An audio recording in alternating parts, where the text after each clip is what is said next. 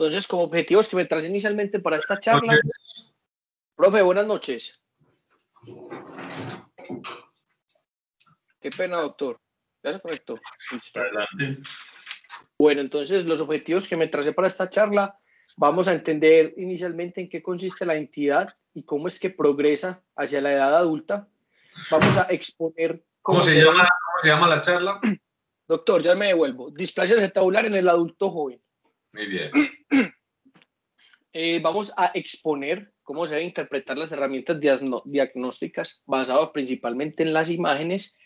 Y finalmente vamos a mencionar cuáles son las opciones de manejo en la actualidad y qué recomendaciones y resultados expresa la literatura.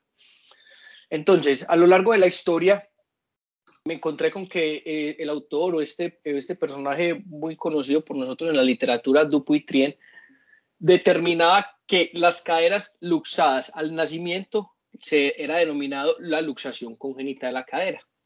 Posteriormente, Klissik hizo una especie de aclaración con respecto al contexto y se refería a que, entre comillas, no era realmente congénita, y él se basaba en que era una condición que se podía presentar en varios y distintos momentos durante el desarrollo del esqueleto inmaduro, y debido a esto él acuñó el concepto, abro otra vez comillas, al desplazamiento del desarrollo.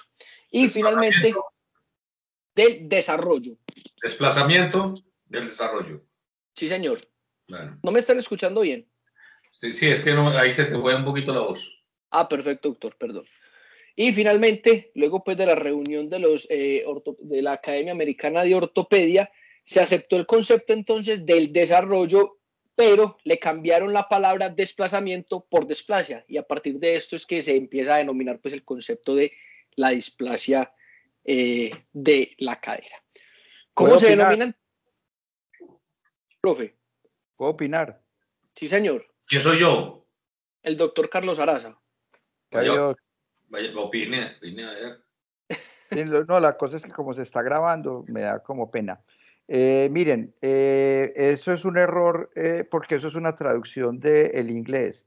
En realidad el nombre debe ser displasia de la cadera durante el desarrollo, porque es que lo que hace una displasia es la cadera, no el desarrollo. Entonces es una traducción que se hace mal hecha del inglés, y nosotros hemos estado llamando la atención de que la enfermedad no se llama DDC, en español se llama displasia de la cadera durante el desarrollo, ¿sí? Yo sé que puede ser una bobada, pero es que el desarrollo no se displacea, si ese término pudiera existir, sino que es la cadera la que sufre la displasia y se presenta durante el desarrollo de la cadera. Entonces, para que en español, los que les gustan pues las abreviaciones, es DCD, no DDC, ¿sí? O sea, displasia de la cadera durante el desarrollo, no displasia del desarrollo de la cadera. Bueno, es una bobadita, adelante. Perfecto, doctor. Y entonces, ya la displasia de la cadera durante el desarrollo, finalmente, pues sí, el concepto que se refiere o a lo que se interpreta con respecto a esto es que existe una desalineación entre la cabeza del fémur y el acetábulo, que va a ser secundaria a los cambios en la forma acetabular, el tamaño y la orientación del mismo.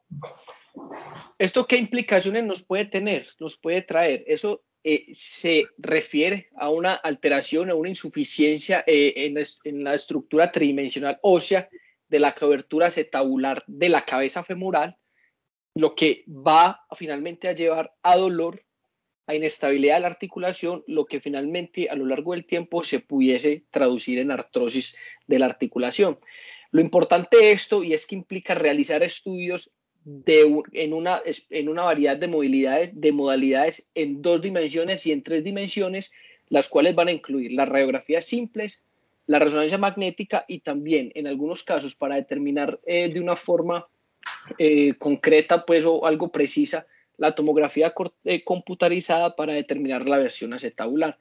¿Cuál es el objetivo con realizar estos estudios en 2 y 3 dimensiones, como se debe realizar en la mayoría de las patologías en la ortopedia? Determinar la profundidad del acetábulo y adicionalmente cuál es el cubrimiento que va a tener de la cabeza femoral. Con respecto entonces a la epidemiología de esta entidad, es importante que es una etiología fundamental de la artrosis secundaria. La displasia de la cadera en desarrollo y adicionalmente el pinzamiento acetabular forman una especie de precursores y las principales etiologías de esa artrosis secundarias cuando el paciente es adulto, incluso describen que el porcentaje de esto puede ser aproximadamente entre un 20 hasta un 40% incluso de esos pacientes. ¿Qué es importante determinar y por qué la displasia de la cadera durante el desarrollo puede ser un precursor o puede ser un factor de riesgo para el desarrollo de la artrosis en la edad adulta? Es que no se obtuvo un diagnóstico adecuado en la infancia. Se ha visto que un porcentaje cercano al 0.1% de los adultos en Estados Unidos están relacionados o padecen de esta entidad, y finalmente pues está descrito que no se detectan adecuadamente los factores de riesgo para determinar esto, y finalmente esto lleva a una alteración o a un mal enfoque inicial, lo que no nos permite realizar un diagnóstico temprano de forma adecuada. Con respecto entonces a la historia natural de esta entidad y a la mecánica que puede tener esto, se basa principalmente en que estamos frente a un acetábulo plano, lo que va a generar un aumento del estrés mecánico sobre el cartílago debido a la función o a la hiperfunción que van a generar los músculos abductores con el objetivo de mantener la cadera centrada sobre el acetábulo displásico. Hay que tener en cuenta que en algunos casos el acetábulo es displásico por la región anterior o por la región posterior, pero finalmente es importante determinar que el objetivo de hacer un diagnóstico adecuado es hacer un énfasis global de toda esa anatomía acetabular con el objetivo de determinar cuál es la forma y la orientación, y en este caso, y lo que predispone a esta entidad es que vamos a tener un acetábulo menos profundo y más largo, en este caso un poco más vertical a lo que normalmente se debe estar en una anatomía adecuada. Se basa principalmente en que se genera una concentración asimétrica de esas fuerzas sobre la cadera debido a que existe una lateralización relativa, una lateralización del centro de rotación de la cadera, y toda esa hiperfunción que existe a lo largo y a través de toda esa musculatura abductora de la cadera con el objetivo de mantener esa cadera centrada, en algunos casos va a llevar a una lesión condral y a una lesión labral que va a estar en relación a esa inestabilidad articular debido a esa poca congruencia que va a presentar. Por otro lado, también existen algunas anormalidades, o las anormalidades del fémur proximal también pueden estar en relación a el desarrollo de estas entidades debido a que asociaciones como una cabeza femoral pequeña que sea anesférica o una coxa valga o que tengamos un acetábulo anteverso también puede o pudiese predisponer al desarrollo de las consecuencias pues a lo largo del tiempo. ¿Qué nos dice la literatura con respecto a los resultados, a lo que puede pasar a lo largo del tiempo con esta entidad? Weaver y sus colaboradores, en un estudio que realizaron pues con algunos pacientes en los cuales todos tenían una subluxación fija de la cadera, determinaron que estos pacientes desarrollaron artrosis secundaria a esa inestabilidad articular cercano a los 50 o los 60 años. Copperman y sus colaboradores igualmente, evaluando 32 caderas con un ángulo de Weaver por debajo de 20, que más adelante vamos a explicar adecuadamente cómo debe ser y cuáles son las medidas de esto, hicieron un seguimiento durante 22 años a estos pacientes y determinaron o tuvieron una asociación de artrosis secundaria a los 65 años. Estaba principalmente relacionado con el déficit de cubrimiento anterior más que la alteración en el cubrimiento lateral de la cabeza femoral.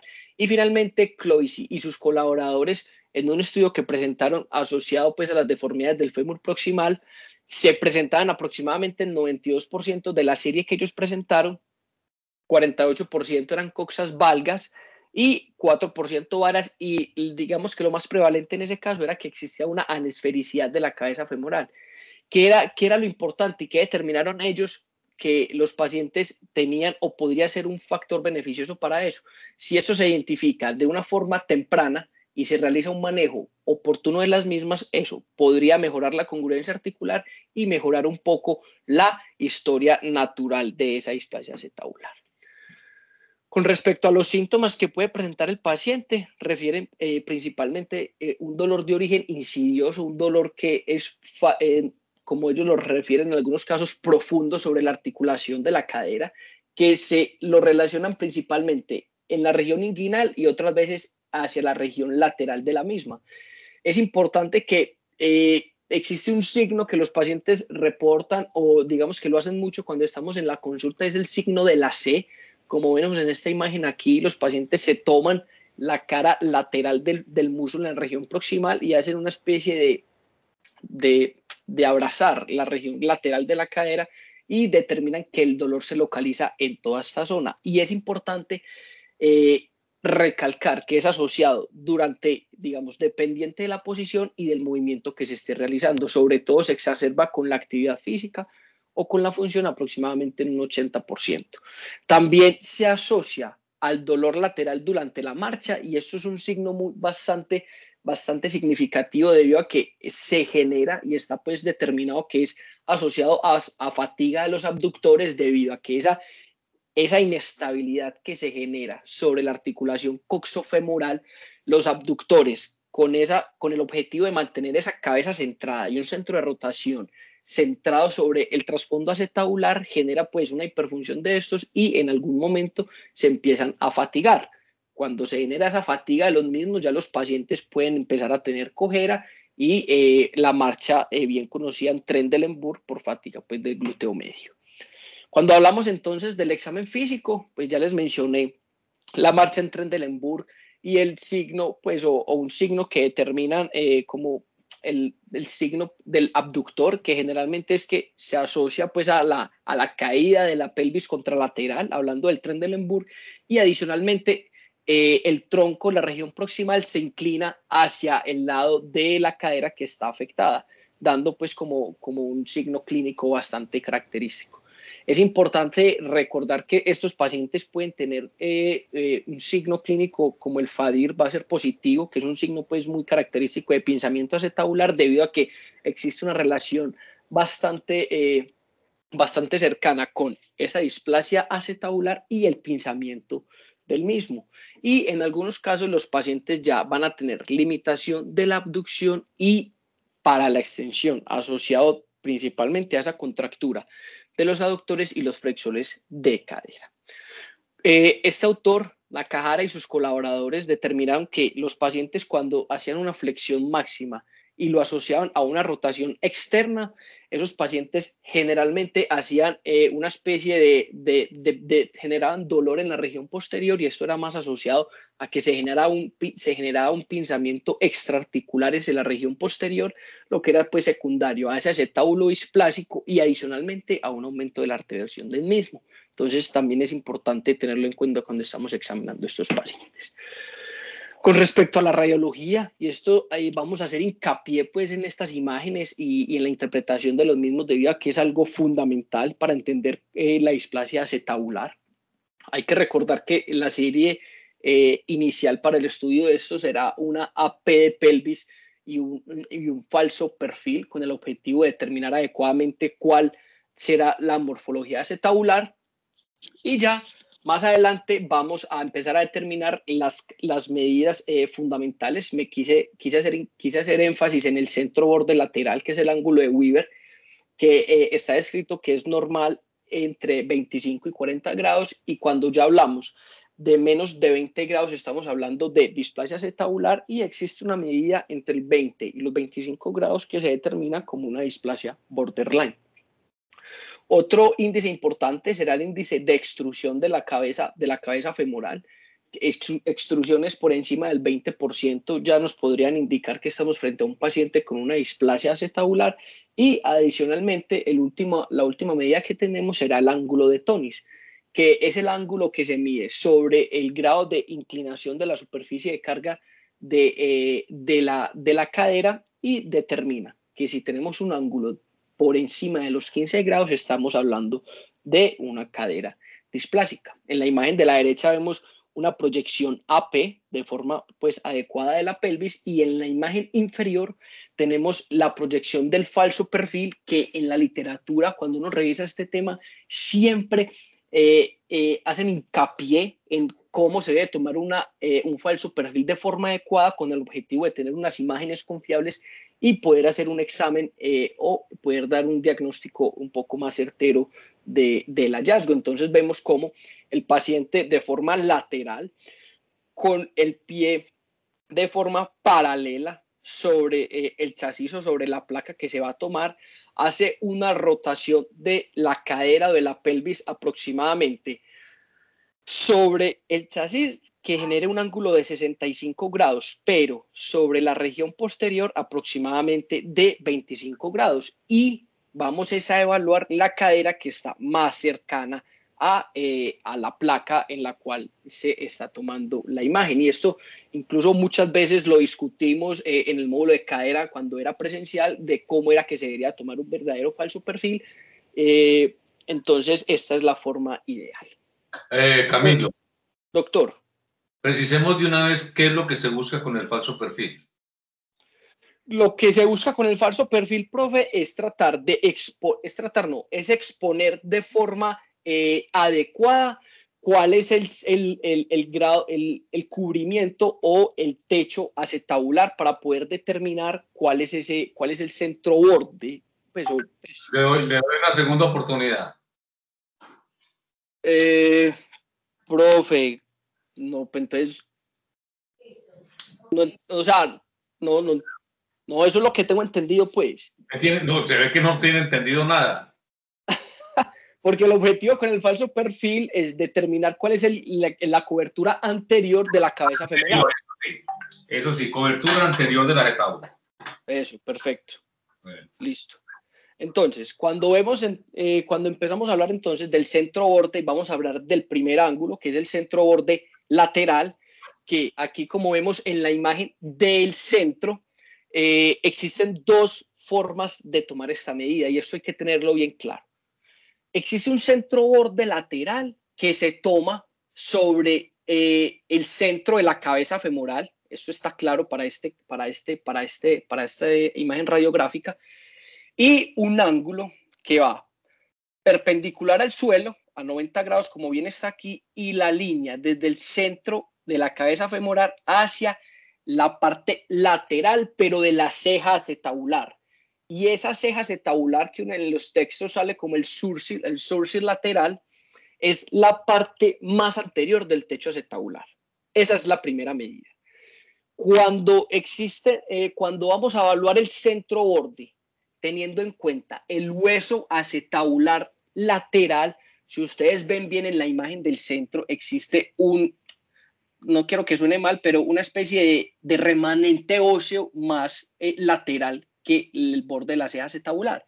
Entonces, este otro centro borde lateral, si ustedes ven, aumenta casi 10 grados la medida de la cobertura de la cabeza femoral. Entonces, cuando uno expresa esto y cuando uno revisa la literatura, le dicen, usted puede usar las dos medidas, pero hay que tener en cuenta que la discrepancia de ellas es aproximadamente unos 10 grados con respecto a la medida desde la región más anterior, que sería la ceja acetabular, y esta que sí sería la región más lateral, hablando del hueso acetabular lateral. Entonces, la recomendación que hacen es no basarse en el diagnóstico solamente en esto, sino tener otras medidas adicionales, y es así como nos recomiendan usar el centro borde anterior con el objetivo de determinar la medida adecuada o cuál es la congruencia que existe entre, aquí se me fue el surcil, perdón, entre la ceja, evaluándolo con el falso perfil, ¿cierto? Como ven aquí en la medida que es la ceja, y vean aquí anterior cómo aumenta esa cobertura incluso un poco más de 10 grados. Entonces, lo que exponen los autores es que adicional a esta medida y a estas dos medidas del centro borde lateral y el centro borde anterior, que pueden ser discrepantes entre ellos y pueden tener valores diferentes, hay que complementarlo con el grado o el porcentaje de extrusión lateral de la cabeza femoral, lo que nos va a indicar el grado de estabilidad, pues, por decirlo de esta forma. Entonces, bien, aquí tenemos como en esta cadera de la izquierda se está haciendo la medición entre toda la longitud que tiene la cabeza femoral, el diámetro, por decirlo de esta forma, y la relación que hay de esa medida más larga sobre la suma de ambos diámetros, que sería lo más lateral de la cabeza o lo que está protuyendo.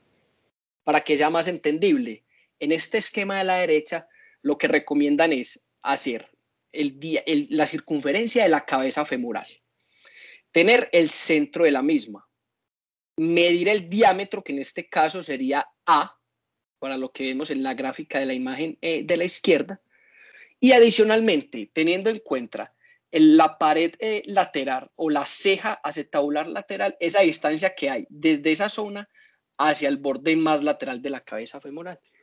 Eso nos arroja un porcentaje, y lo que refieren y lo que reportan en los textos, que medidas o porcentajes de esa cabeza femoral extruida hacia lateral por encima de 25% es indicativo que el paciente presenta una displasia acetabular asociado a una inestabilidad de la misma. Repita esa medida, que no la tiene clara usted. Bendito sea el Señor. Aquí está, profe, vea. Se mide el diámetro o la circunferencia de la cabeza femoral. Está claro, esa parte. Eso tiene una medida que en este caso es el diámetro que va, que es toda la A, se extrapola pues hacia aquí arriba, ¿cierto? Cuando usted ya tiene el borde lateral que está aquí, hacia la región más lateral de la cabeza femoral, esto da pues unos milímetros, una medida.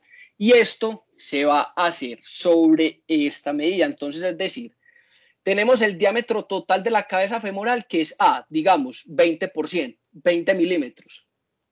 Y eso lo vamos a dividir sobre la distancia que hay de la región más lateral del techo acetabular sobre la región más lateral de la cabeza femoral, y eso digamos que me da 5 milímetros. No, y se señor, lo vamos a... no, señor.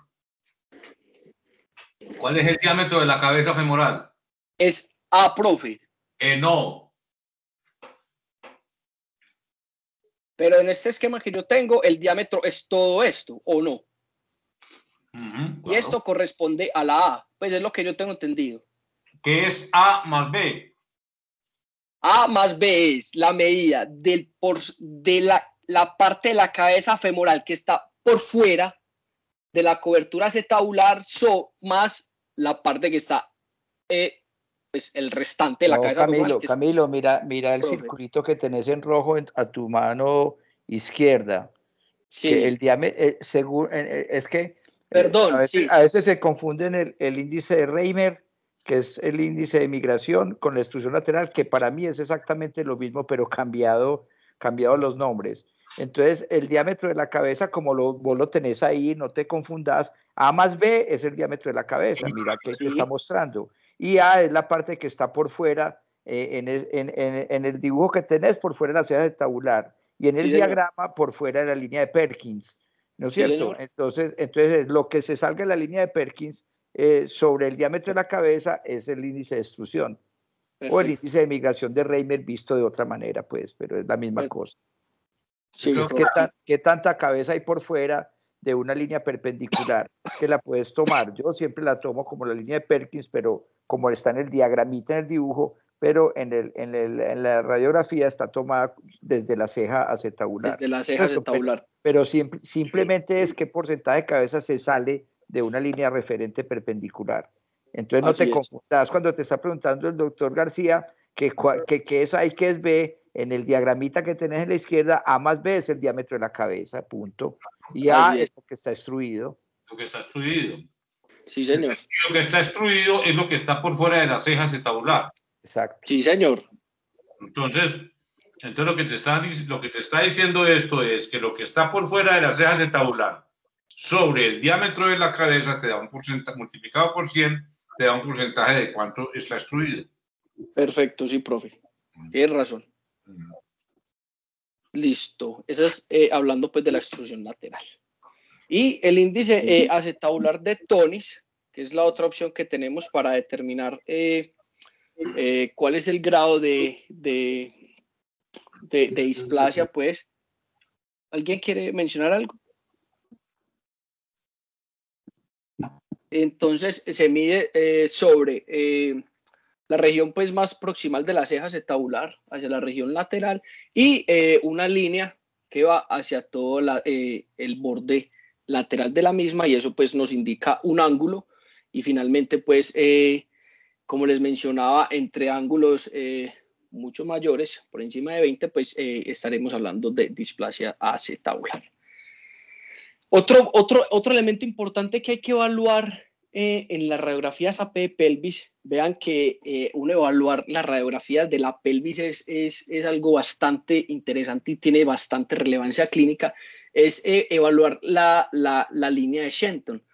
Cuando estamos rotando por infantil, sí que le damos importancia pues a estas referencias radiográficas, y hablamos siempre que la línea de Shenton en algunas ocasiones se debe interpretar, sobre todo teniendo en cuenta todo el contexto del paciente.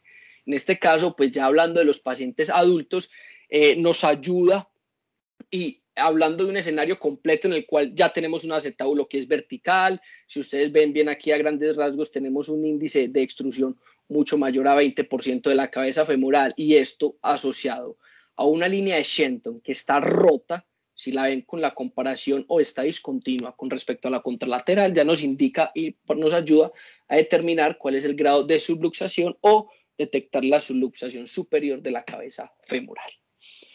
Con respecto entonces a los estudios tomográficos, hay que tener en cuenta que nos ayuda a tener un diagnóstico más preciso, y sobre todo también a determinar cuál será nuestro planeamiento con respecto a los procedimientos quirúrgicos que posiblemente requiera el paciente. Y si se asocia a una artrotomografía, o si se hace pues de un estudio un poco más especializado, nos ayuda a determinar el grado de pérdida o el grado de compromiso del cartílago, pero sabemos pues que es más fácil detectarlo con una resonancia magnética. Y hay que hacer una correlación, sobre todo con las medidas del centro borde lateral y el centro borde anterior y las demás, para esclarecer el grado de displasia que tiene el paciente. Con respecto a la resonancia magnética, ya les había mencionado que nos ayuda a determinar cuál es el grado de lesión articular, sobre todo cuando estamos hablando de artrorresonancia, para determinar cuál es el estado del labrum acetabular, y nos ayuda a detectar de una forma más precisa cuál es el ángulo del centro borde y el ángulo delta que se mide pues sobre la cabeza femoral, del cual no vamos a hacer énfasis en este caso. Cuando hablamos de displasia, cuando estamos hablando la cadera de la articulación coxofemoral, esta artrorresonancia, la resonancia magnética, nos permite detectar adecuadamente cuál es el componente óseo del acetábulo, y adicionalmente cuál es el componente blando, pues hablando ya del labrum acetabular, y eso nos permite, cuando estamos hablando de los pacientes, si tenemos algún compromiso o alguna lesión acetabular. Se debe medir pues el centro borde en este caso, teniendo en cuenta que la parte en donde se vea la gota de lágrima de una forma adecuada y que esté bien formada, para así tener un centro borde un poco más preciso. Vean cómo difiere la medida del centro borde cuando tenemos según la anatomía de la gota de lágrima. Entonces es importante tener en cuenta que hacerlo en donde la gota de lágrima esté mejor formada y en donde se pueda ver de una forma un poco más clara. Entonces, ¿qué es importante y qué nos recomiendan los textos o la literatura para hacer un diagnóstico de una displasia acetabular, en este caso en el paciente adulto? Cuando estamos hablando, vamos a tener en cuenta principalmente el ángulo o el centro borde lateral que sea menor a 20 grados, un ángulo de tonis por encima de 10 grados, el índice de extrusión lateral de la cabeza femoral que sea mayor al 25 grados, y cuál es el grado de ruptura de la línea de Shenton, hablando de las proyecciones AP. Y cuando estamos hablando del falso perfil, la precisión que se hace con el centro borde anterior, que son bastante adecuados para tener herramientas para hacer un diagnóstico de la displasia acetabular.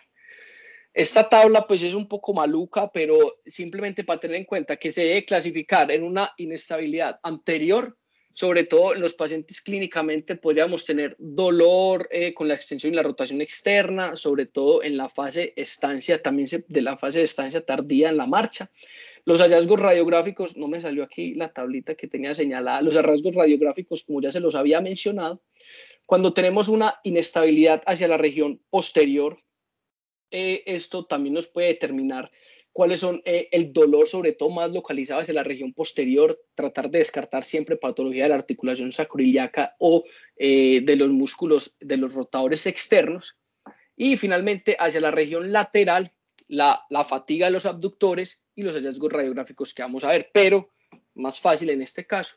Cuando tenemos una displasia anterior, o sea, hablando de la pared más anterior del acetábulo, vemos cómo radiográficamente en una P de pelvis se puede ver así, pero cuando tomamos un falso perfil nos ayuda pues a determinar cuál es el grado de displasia que tenemos del techo acetabular. Y si se complementa esto con una tomografía, vemos cómo existe una alteración o una anormalidad, una asimetría entre el cubrimiento anterior de esta cabeza femoral con respecto a la cabeza contralateral.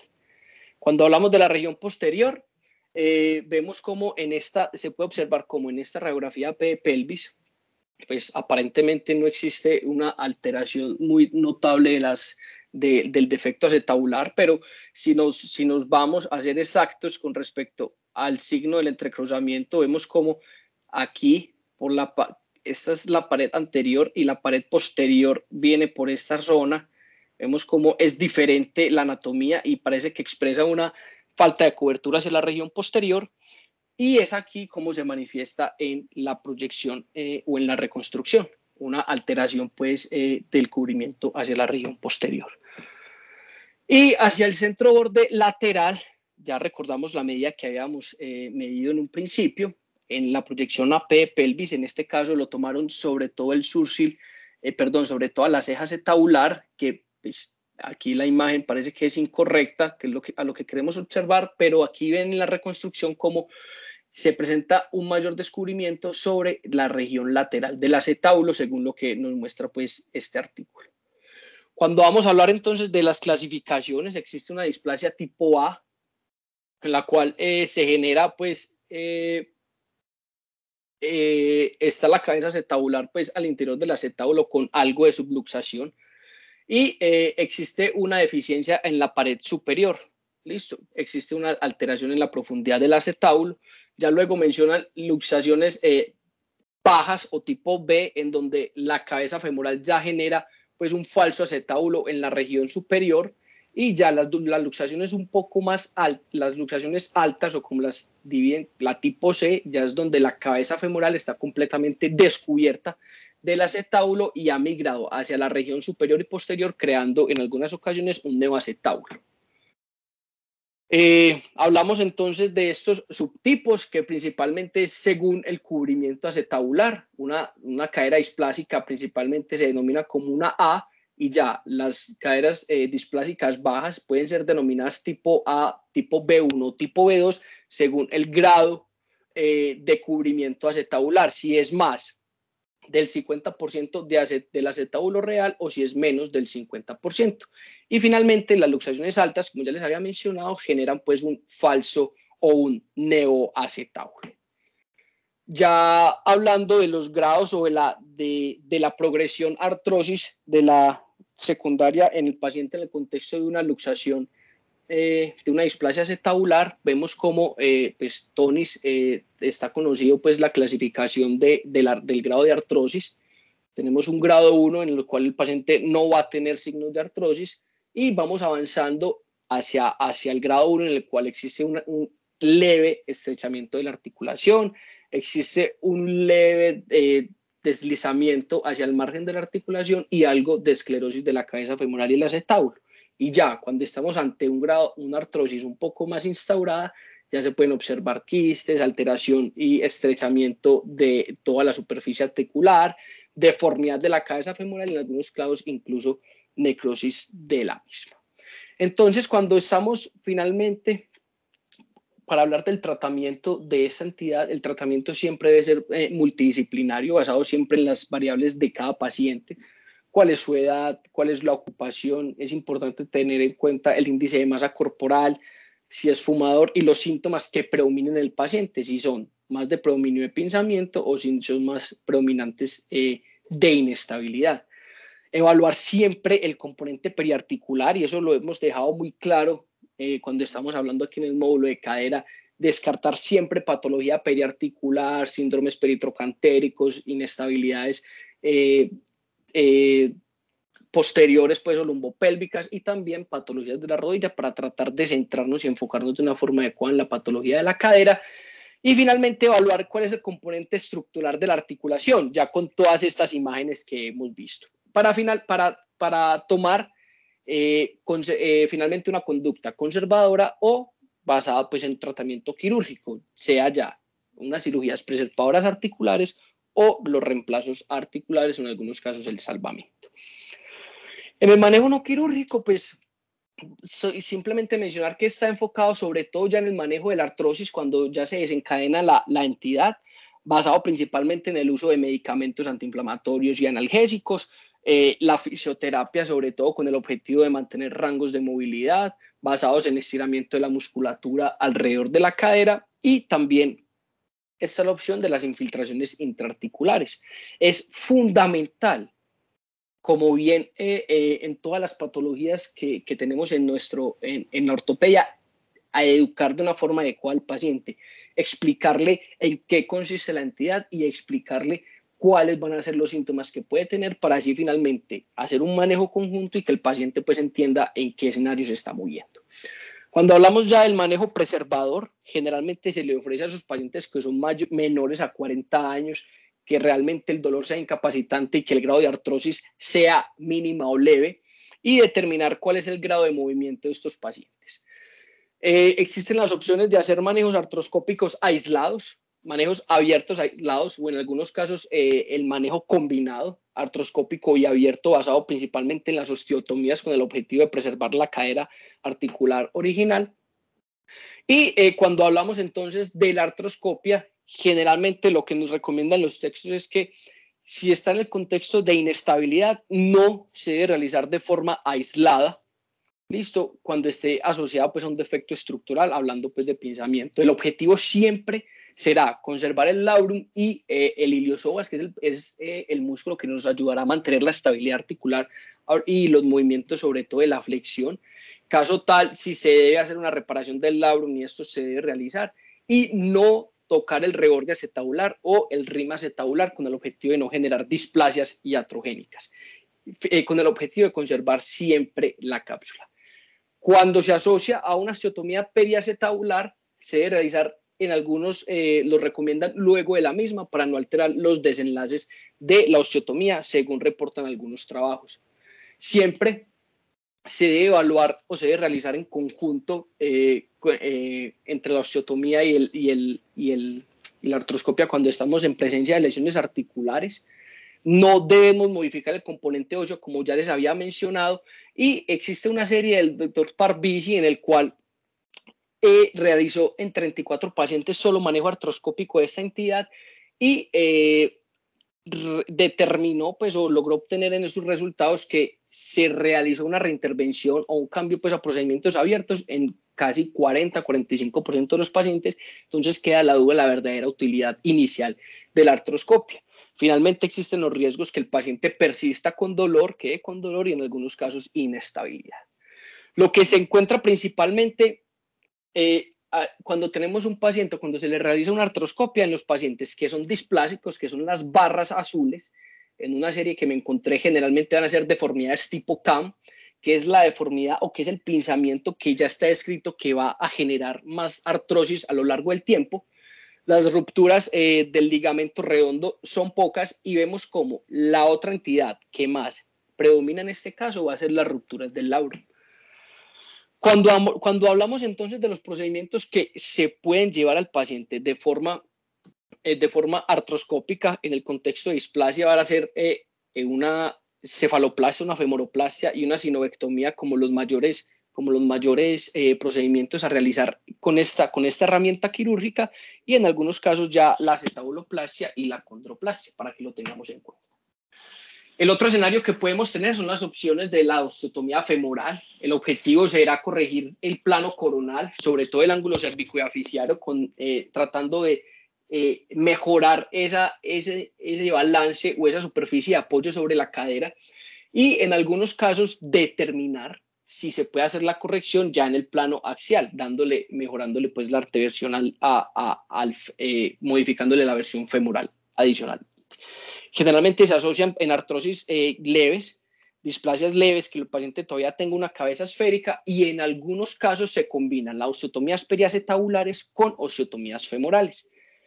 Este autor, Clovis, y sus colaboradores determinó, pues finalmente reportan en uno de los trabajos que aproximadamente 15% de esos pacientes que iban para osteotomías periacetabulares iban a requerir una osteotomía femoral, y finalmente determinó que estos pacientes al final del procedimiento tenían un puntaje similar que aquellos pacientes en los cuales se les hacía una osteotomía periacetabular aislada. Entonces empezó a determinar si realmente era útil hacerle una osteotomía femoral a un paciente, luego una osteotomía periacetabular, sobre todo hablando del mismo tiempo quirúrgico. Y ya finalmente, cuando hablamos de las osteotomías pélvicas, vemos en la gráfica de la izquierda que existen muchas opciones. En este caso les quise traer pues la más, digamos que es la más descrita en la literatura, y sobre todo ya para la población adulta que tiene el cartílago, el cartílago trirradiado ya cerrado, pues consolidado en el paciente adulto. Determina entonces que las osteotomías periacetabulares, la mayoría son basadas en la osteotomía que realizó Ganz hace 40 años, determinando pues que existe una buena supervivencia. Este autor, Lerch, y sus colaboradores determinó que los pacientes, que aproximadamente 30% de los pacientes luego de 30 años de una osteotomía periacetabular no había desarrollado artrosis y tampoco había sido llevado a una prótesis, determinando que este procedimiento pudiese modificar la historia natural de la displasia. Y aquellos pacientes en los cuales tenían un grado de artrosis moderada, encontró que la conversión se podía realizar luego de 10 años de los procedimientos. Miren que aquellos pacientes, luego de una osteotomía periacetabular, que no desarrollaron artrosis, eso a los 10 años el procedimiento tiene una sobrevida cercana al 90%, y luego de 20 años de un 60%. Entonces, en este caso empieza a entrar la duda y mencionan que realmente la artroscopia de rutina para aquellos pacientes que van a ser llevados o que son llevados a una osteotomía periacetabular sí es algo útil. Entonces se llega a la conclusión pues que todavía faltan investigaciones para este caso. Y para recordar entonces la osteotomía de Ganz o Bernesa, como también la pueden encontrar en unos textos, o de Berna, se realiza pues basado en cortes ortogonales alrededor de todo el acetábulo, como bien ven aquí en esta imagen lateral, en donde se realiza un corte en la región superior, hacia la región posterior y hacia la región inferior, hacia el agujero obturador y el pubis. Y aquí ven pues la imagen por la región más lateral, como los cortes se generan pues con un ángulo pues preciso, una distancia aproximada de la eminencia de 4 centímetros, y van hacia el región, hacia el agujero obturador y el hueso y el pubis. Es un procedimiento que el objetivo es conservar esa pared posterior sin alterar pues la anatomía real de la pelvis, de la pelvis verdadera, y determina pues que descrito pues desde 1982 hay que tener mucho cuidado pues con la vascularización. Realmente este procedimiento he entrado a 2 y tuve la fortuna de entrar pues en el módulo de cadera, y es una cirugía bastante interesante pero muy difícil. ¿Qué nos muestra la evidencia? Los pacientes mejoran clínicamente, adicionalmente los parámetros y también los puntajes funcionales. De los pacientes iniciales, o sea, los pacientes realizados en los 80, la supervivencia a los 10 años fue cercana al 90%, y solamente un 29% de los 30 años empezaban a mostrar ya progresión a artrosis de cadera y terminaban pues en artroplasia.